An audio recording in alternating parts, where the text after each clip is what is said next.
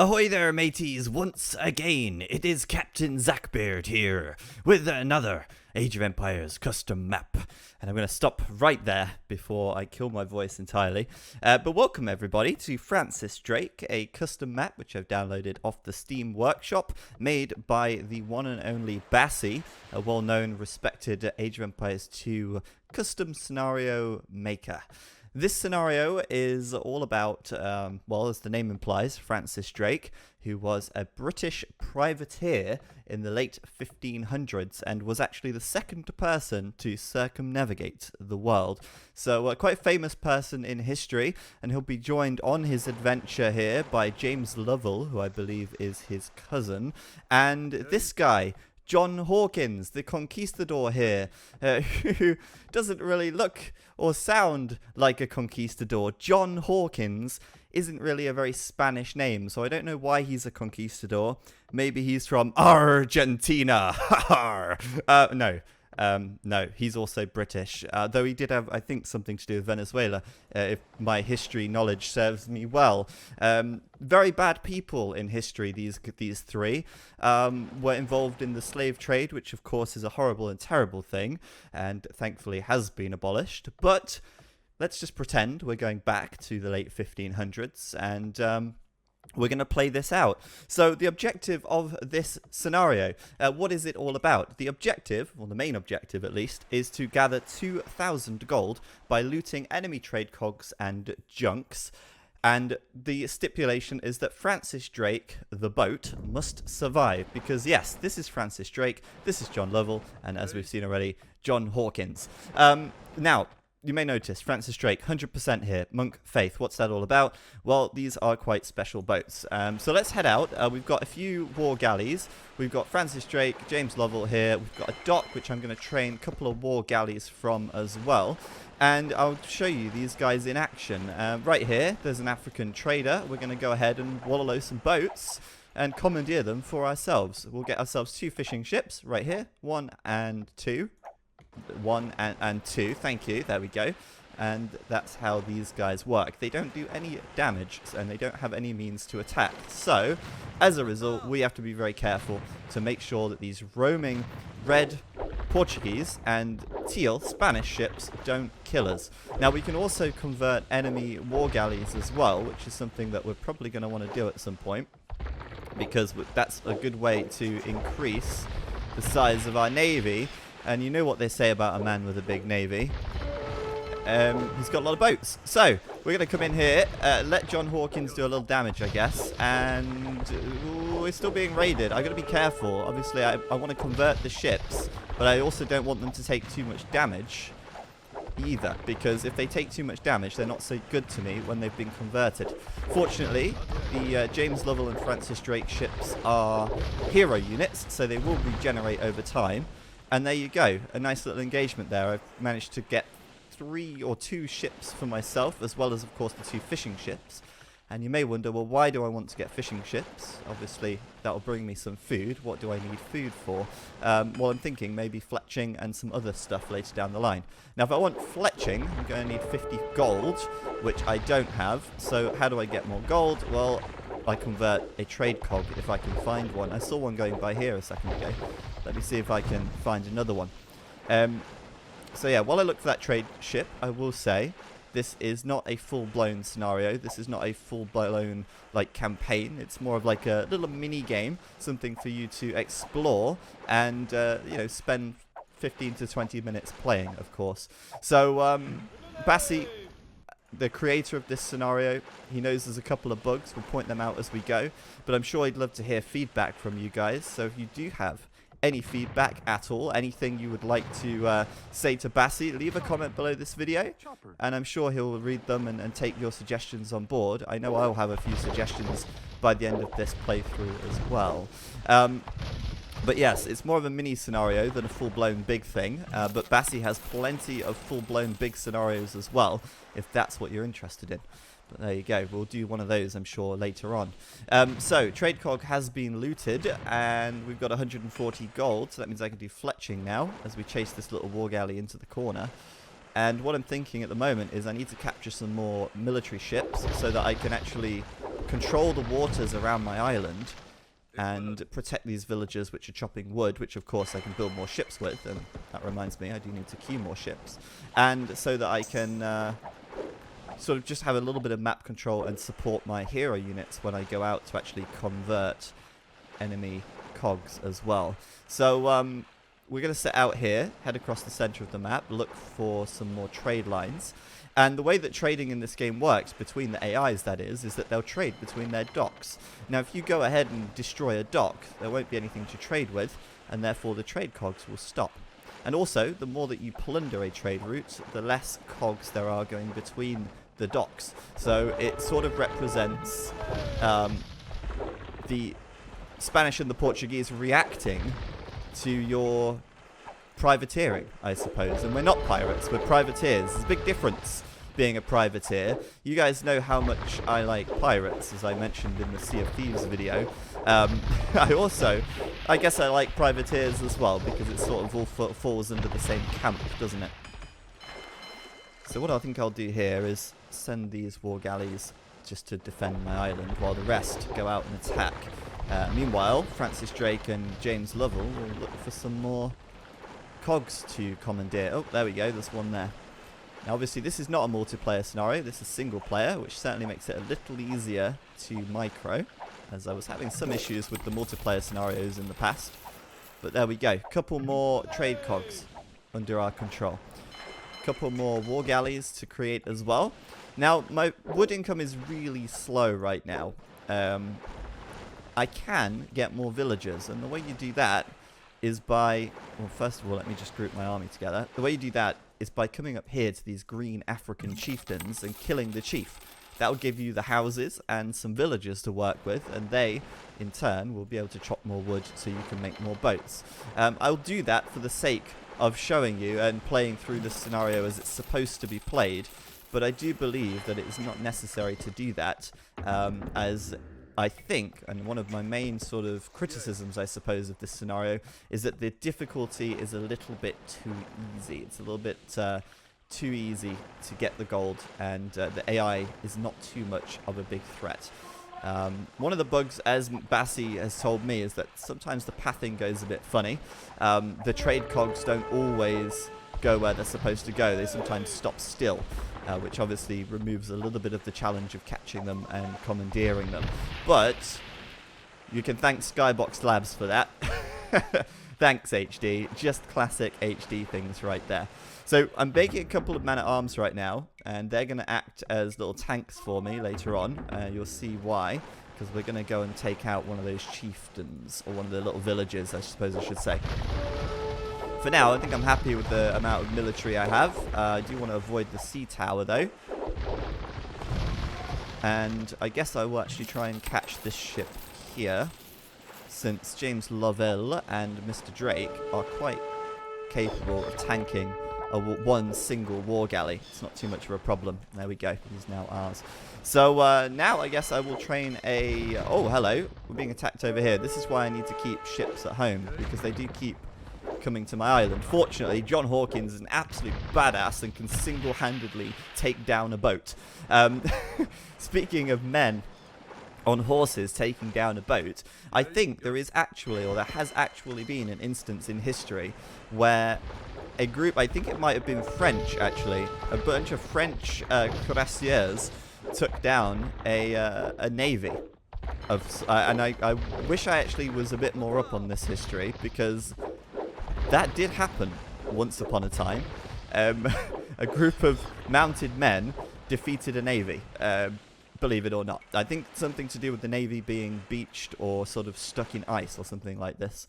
But you'll have to search that, and if someone knows what that is and what that historically was, leave a comment and let me know, because I'm actually interested now as well. So we're going to send out our transport ship. We're going to keep capturing cogs as we go, of course, and again avoiding the sea towers. Now sea towers aren't too much of a problem, because they don't do that much damage, and they also don't have that much health either. But let's bring our navy up here into this little strait and go through up to the north so we can land. Oops, we still don't want to take damage from sea towers if we can help it. But of course, we can certainly deal with them when they become a problem. Right, up here, I'm going to get Francis Drake to convert this ship while the others move out of the way. Go on, in you go. And James Lovell, come here. Convert this. And we got it. We got another cog and another war galley. Now, you may have noticed, you may have not noticed, these cogs are giving me 100 gold each. And I'm currently at 390. I'll be at 490 once that one gets back. Obviously, I need 2,000 gold in total. So I guess, I could convert 20 trade cogs and win the game. I don't necessarily need to actually, I guess, like, build ships.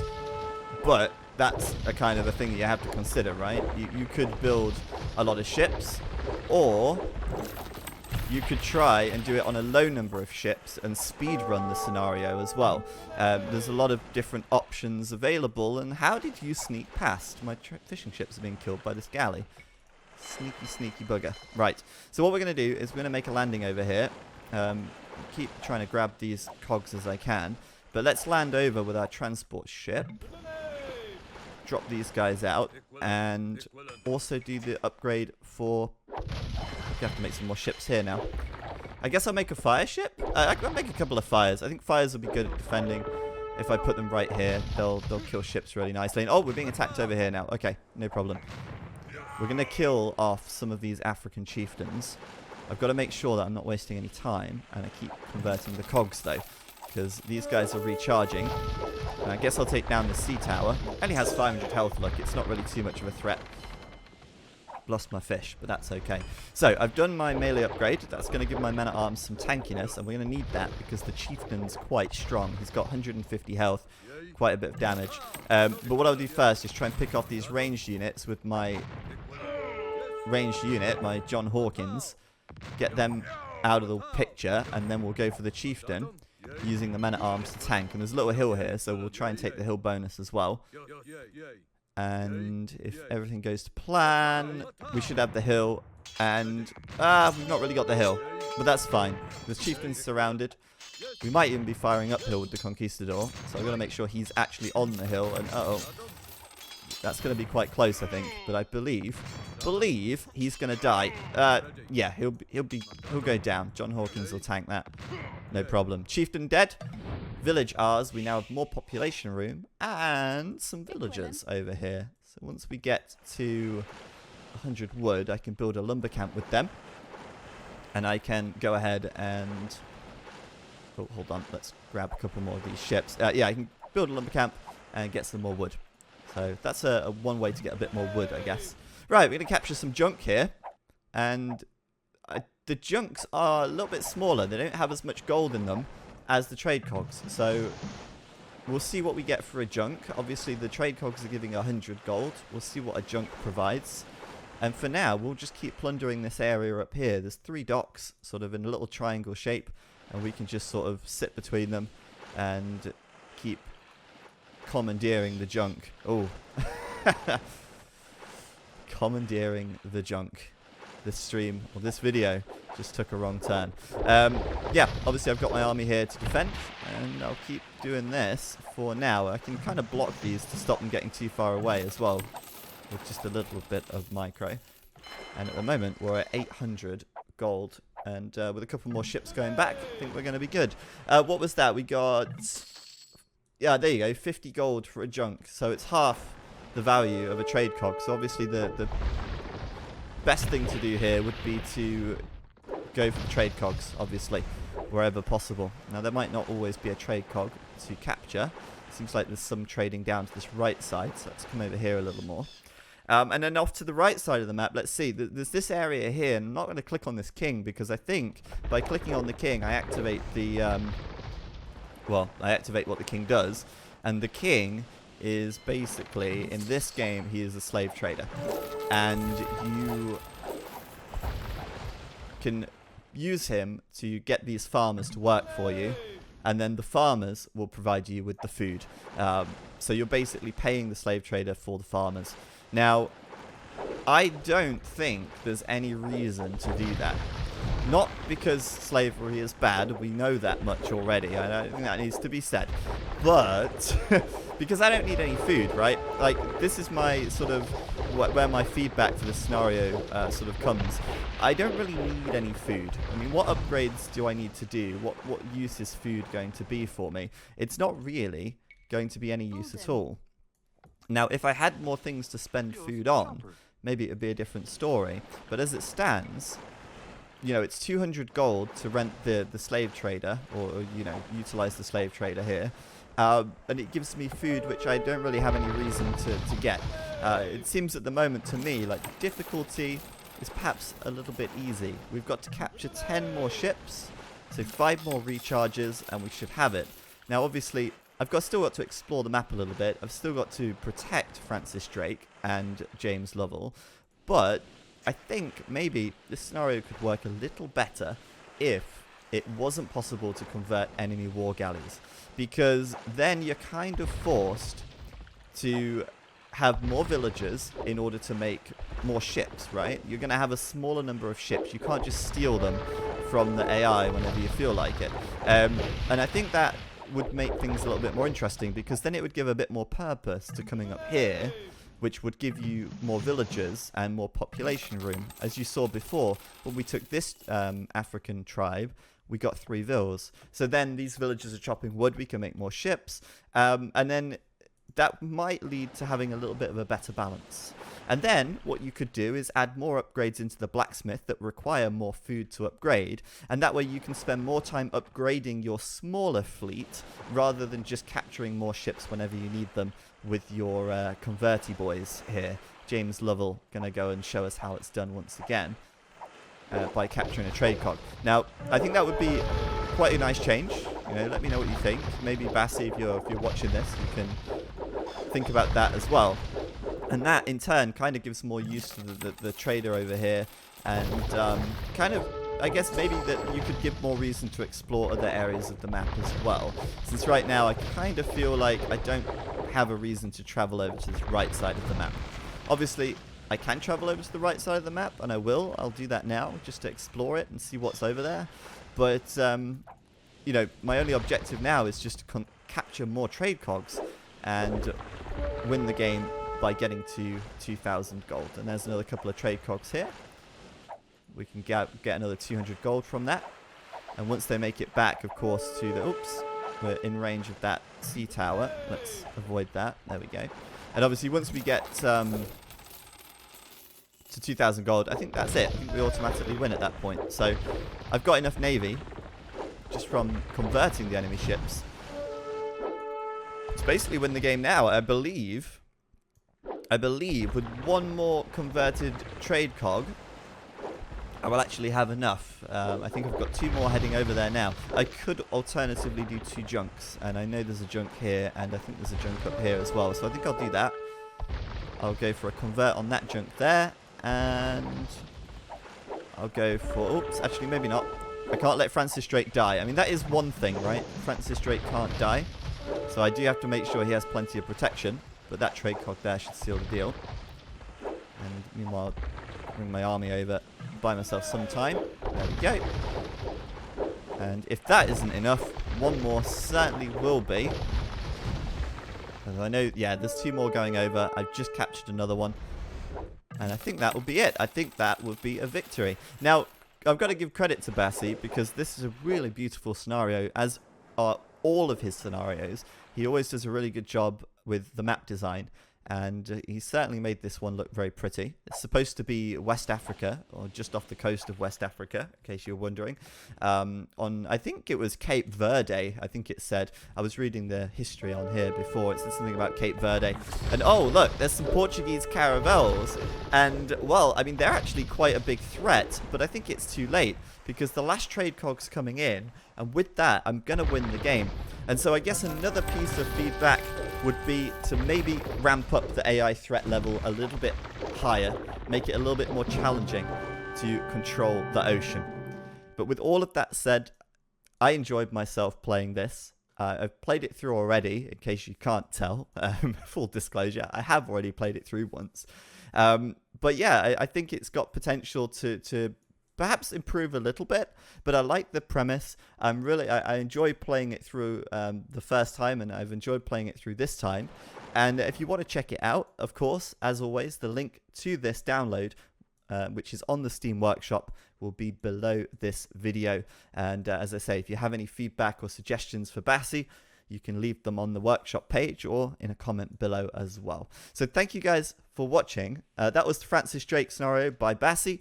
Hope you enjoyed it, and I'll see you next time for another pirate sort of ish themed scenario, which I've found. I've been doing some digging, and there's certainly going to be a theme developing here. So hopefully you'll look forward to that, and I'll see you all later.